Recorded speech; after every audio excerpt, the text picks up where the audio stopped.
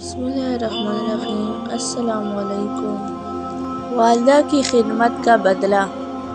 حضرت عمر رضی اللہ عنہ سے حضور اکرم صلی اللہ علیہ وآلہ وسلم نے فرمایا: اے عمر، یمن سے جہاد کے لیے آنے والی جماعتوں میں سے قبیلہ مراد میں سے ایک شخص اویس نامی آئے گا۔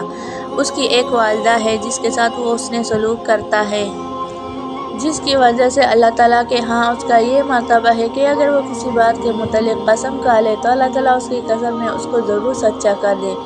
اگر تم سے یہ ہو سکے کہ وہ تمہارے لیے استغفار کرے تو تم ایسا ضرور کر لینا، یعنی اس سے دعائے مغفرت کرا لینا۔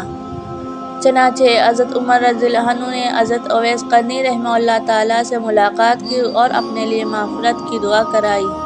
اس حدیث سے ہمیں یہ فائدہ حاصل ہوتا ہے جب کسی سے دعا کے لیے کہا جائے تو اسے چاہیے کہ تکلف نہ کرے اور تواضع کو آڑ بنا کر دعا سے انکار نہ کرے۔ ذرا سی زبان ہلانے میں کیا بوجھ پڑ جائے گا۔ ہمارا کام ہے اتباع سنت کو ملحوظ رکھتے ہوئے دعا کرنا۔ دعا کو قبول کرنے والی ذات خداوند قدوس کی ہے۔ انکار کر کے خلاف سنت کام بھی کرتے ہیں اور اپنا وقار و ثواب ہی کھو دیتے ہیں۔ اس کے علاوہ بڑا ظلم یہ کرتے ہیں کہ دعا کی درخواست کرنے والوں کی دل شکنی بھی ہوتی ہے۔